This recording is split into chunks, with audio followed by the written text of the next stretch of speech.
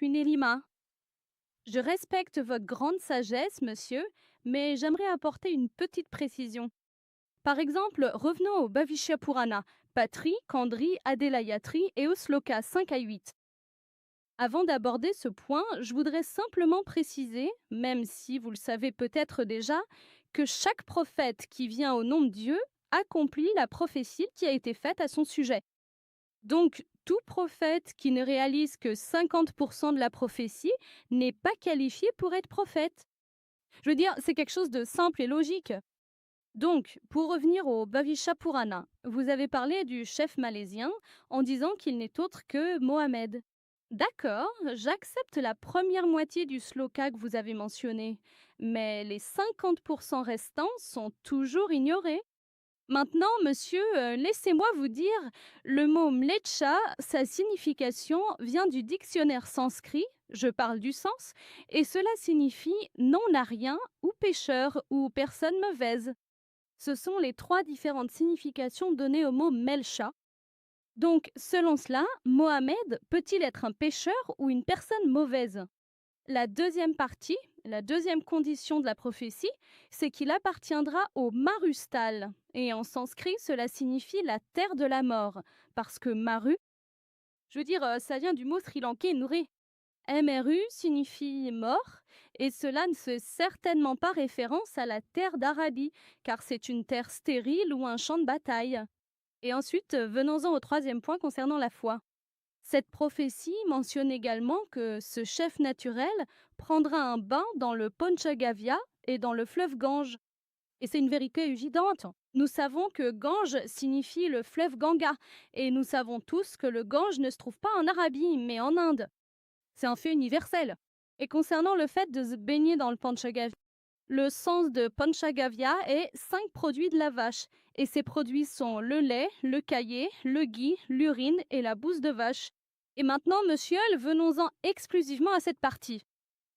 Cette prophétie doit être accomplie par Mohamed, donc si vous pouvez me montrer ne serait-ce qu'une seule référence dans le Coran où Mohamed a pris un bain dans l'un ou l'autre, dans tous ces 5 produits, c'est-à-dire le lait, le caillé, le ghee, l'urine et la bouse de vache.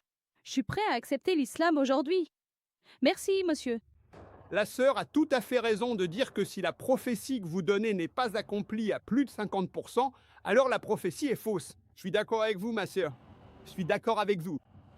Et je vais répondre à vos 3 questions. Voyons si vous acceptez l'islam ou non aujourd'hui.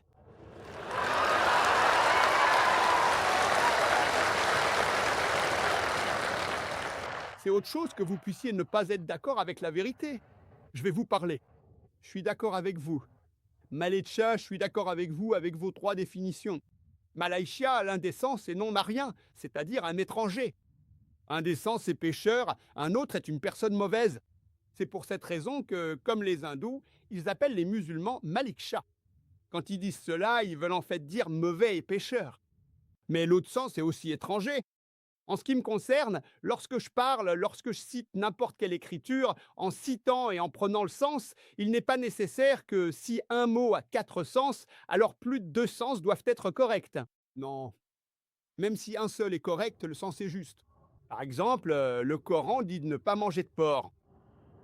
Aujourd'hui, si vous ouvrez le dictionnaire, l'un des sens argotiques de pig est flic, c'est-à-dire un policier. Donc, un sens est cochon, l'autre sens est policier. Mais naturellement, le Coran et la Bible, quand la Bible, dans le livre du Lévitique, chapitre 11, versets 7 et 8, dans le livre du Deutéronome, chapitre 14, verset 8, et dans le livre d'Isaïe, chapitre 65, versets 2 et 5, quand il est dit de ne pas manger de porc, cela ne veut pas dire de ne pas avoir de policier. Si vous êtes étudiant en religion comparée, s'il y a 10 significations, même si une seule est correcte, vous devez choisir la bonne. 2 peuvent être correctes, 3 peuvent l'être, voire les 10 peuvent être correctes. Mais même si une seule est correcte sur 10, cela peut accomplir la prophétie. Donc ici, je suis d'accord avec vous, ma sœur. Malaysia signifie bien non aliéné. Pour un Indien, ce sera un étranger. Et j'ai dit dans mon discours, lorsque j'ai traduit, qu'un Malaïchia signifie un étranger. Maintenant, si vous voulez prendre la mauvaise voie et dire que Malachia signifie méchant ici, c'est une incompréhension, ma sœur. Si vous dites que la Bible et le Coran disent de ne pas avoir de policiers, cela veut dire que vous n'êtes pas étudiante en religion comparée, vous êtes une débutante. Si l'une des significations correspond à la prophétie, encore une chose, s'il y a un doute, il y a 10 points que j'ai mentionnés, tous les autres ne peuvent pas être réfutés. Votre deuxième signification, marustal, l'un des marustal, je suis d'accord, mar signifie mort, mais l'autre signification de marustal en sanskrit est une étendue sablonneuse. Retournez voir le dictionnaire aujourd'hui et ouvrez-le à notre Islamic Research Foundation, nous avons aussi un dictionnaire sanskrit, ma sœur. Je suis étudiant en religion comparée, je suis d'accord, l'une des significations est un lieu de mort, l'autre est une étendue sablonneuse. Alors pourquoi choisissez-vous la mauvaise signification? Ça veut dire que vous vous écartez du sujet. Donc si vous regardez les différentes possibilités, tous les autres points que j'ai mentionnés sont corrects à 100%. Ici aussi, il faut choisir la bonne signification. Donc l'une des significations de marustal est une étendue sablonneuse ou un désert.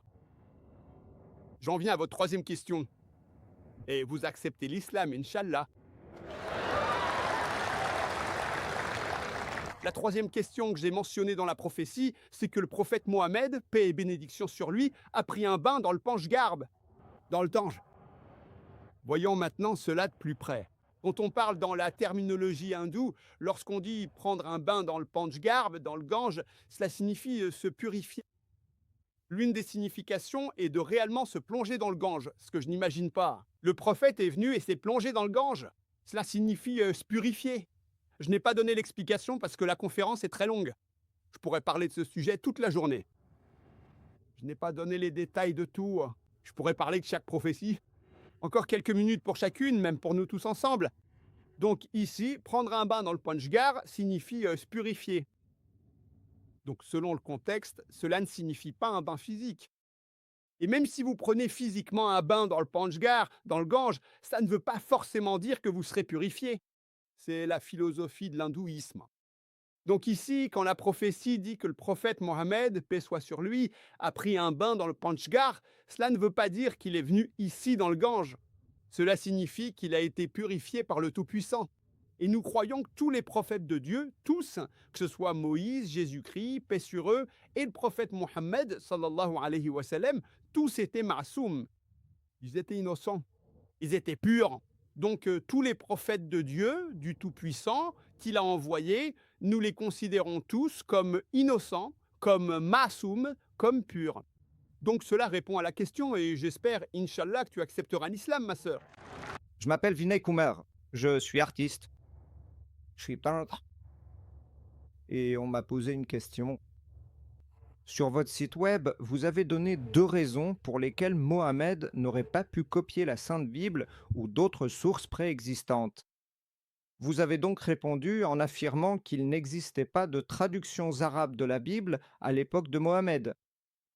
Mais dans Sahih al-Bukhari, volume 6, livre 60, numéro 478, il est dit que l'évangile avait déjà été traduit en arabe par Waraka.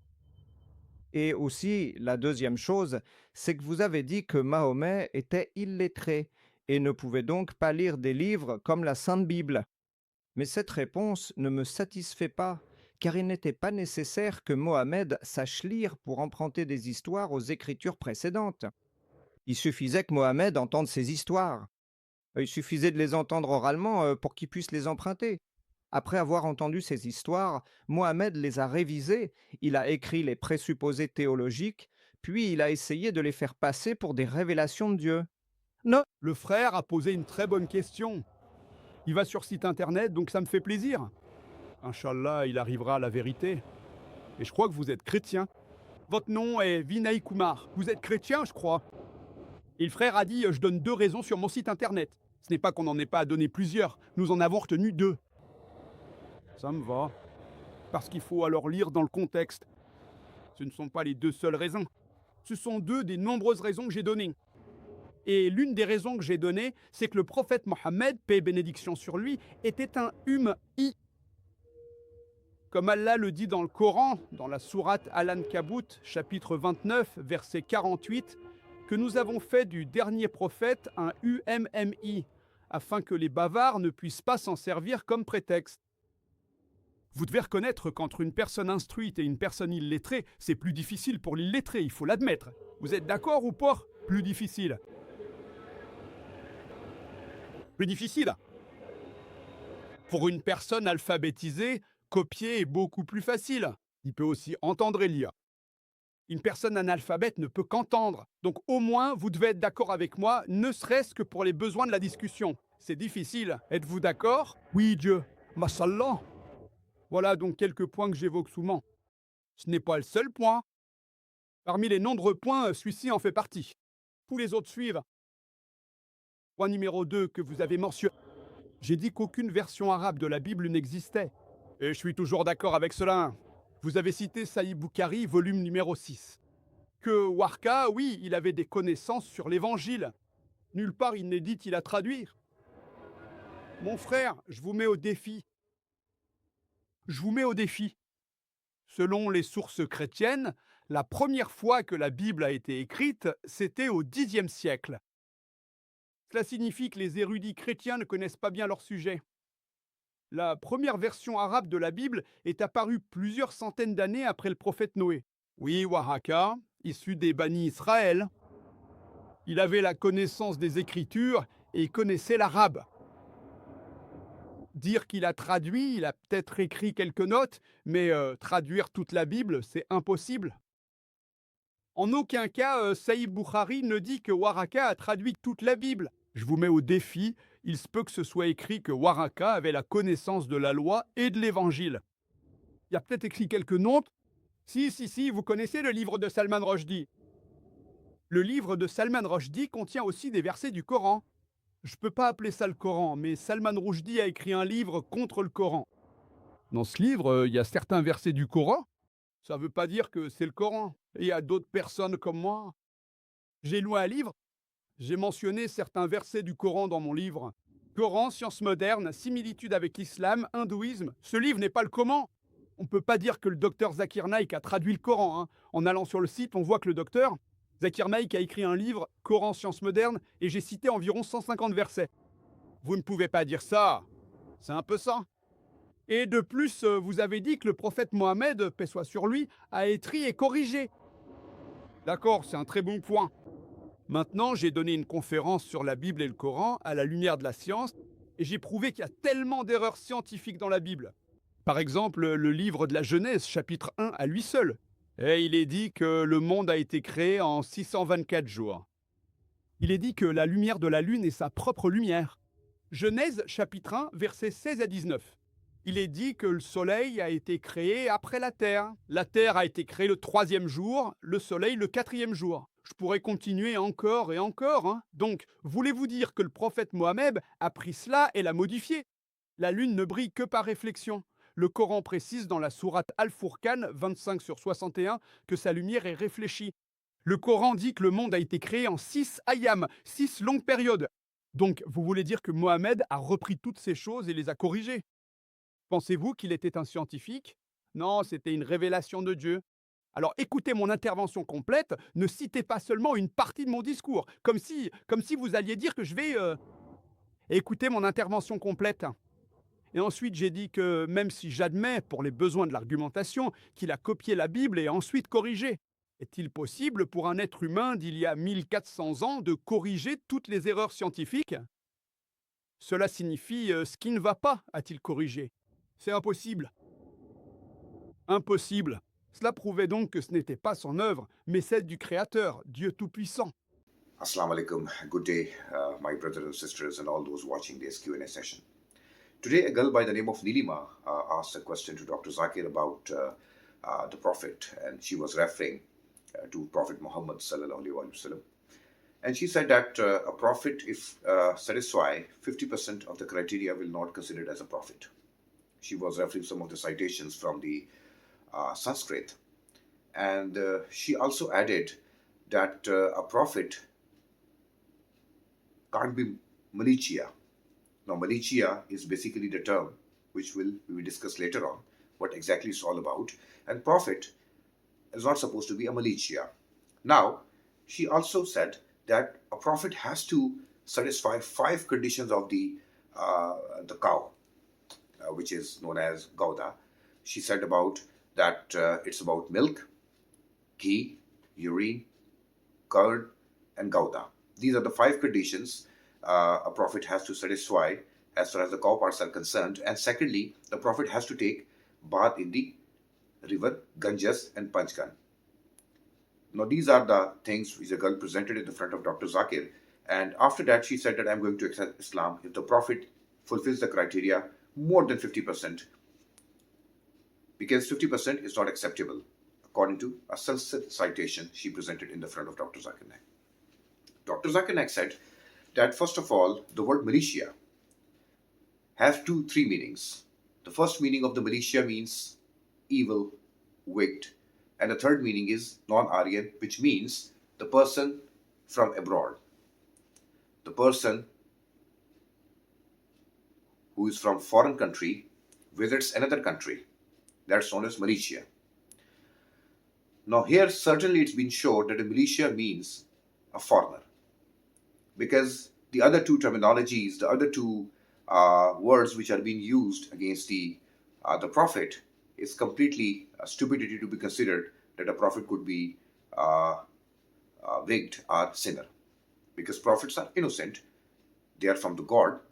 And Dr. Zakir Naik presented a very beautiful example over here for further exposition. Dr. Zakir said that in dictionary, if you go and search the word pig, and as we all know that what pig is all about, and one of the meaning of the pig is policeman.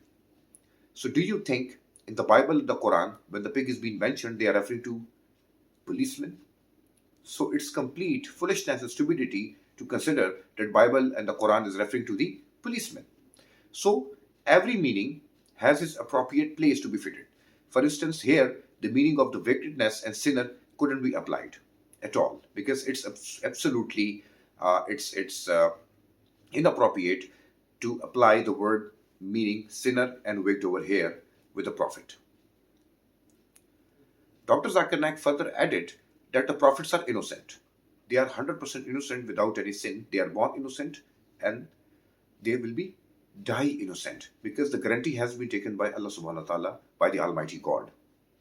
Both in the Quran and the Bible, the prophets are always innocent. And the second thing, as far as the Panchgas bath is concerned, that prophet has to take bath in the Ganges river. She was referring to citation from the Sanskrit. So Dr. Zakir said that it's not about the physical bath, because the word she was talking about means santitrack. Now santitrack word it provides a very different meaning, because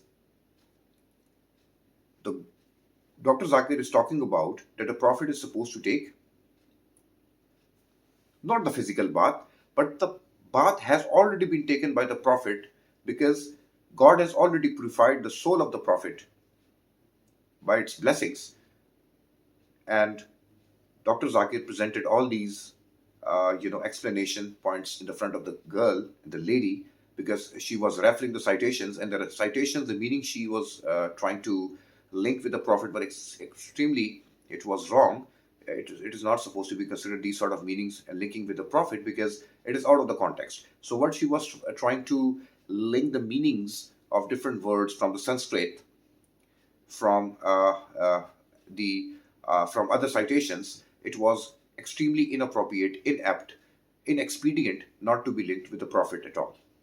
Dr. Zakir anticipated that the lady would be going to accept Islam very soon. Jazakallah.